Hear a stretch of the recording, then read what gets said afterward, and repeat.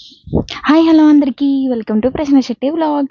Electric cooker సిరీస్లో day 14 నేనైతే కొత్తిమీర బిర్యానీ చేశాను. అండ్ ఇందులో ప్లస్ అండ్ మైనస్లు కూడా నేను చెప్తాను. నేను ఒక మైనస్ చేసా, అది ఫుల్ వీడియో చూడండి. సో నేను మిడిల్లో నేను చేసే మైనస్ ఏంటో మీకు తెలుస్తుంది.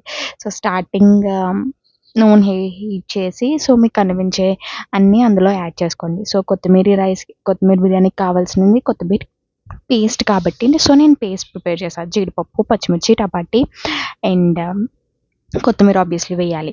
సో అది వేసి నేను కొత్తిమీర అందులో యాడ్ చేశాను. సో కొత్తిమీర స్మెల్ అండ్ అలాగే నూనె పైకి తేలినంత వరకు మీరు దాన్ని దగ్గరగా మగ్గించుకోవాలి. సో మగ్గించుకున్న తర్వాత మీకు కావాల్సిన లైక్ ఉప్పు, కారం, మసాలా, గరం మసాలా, చికెన్ మసాలా ఉంటుంది కదా! సో అవన్నీ యాడ్ చేశాను నేను.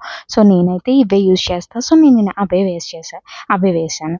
సో ఆఫ్టర్ దట్ సాల్ట్ వేసిన తర్వాత మీ దగ్గర ఒకవేళ స్వీట్ కార్న్ ఉంటే స్వీట్ కార్న్ కూడా యాడ్ చేయండి. స్వీట్ కార్న్ తర్వాత వాటర్ యాడ్ చేయాలి. సో నేను వాటర్ కంటెంట్ ఎలా యాడ్ చేశానంటే కప్ చూపించాను కదా! ఆ కప్‌తో 3 కప్స్ నేను యాడ్ చేశాను.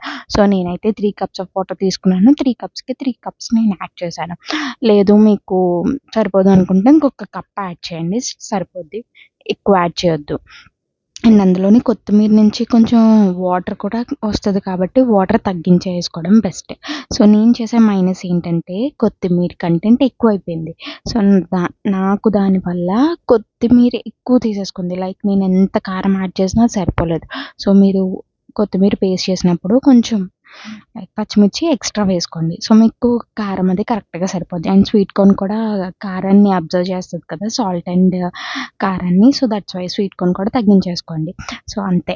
సో రైస్ అందులో యాడ్ చేసి ఉడికించుకున్నాక ఇలా పొడి పొడిగా వచ్చి ప్లేట్‌లో తీసుకొని సర్వ్ చేసుకోండి. That's it. Thank you.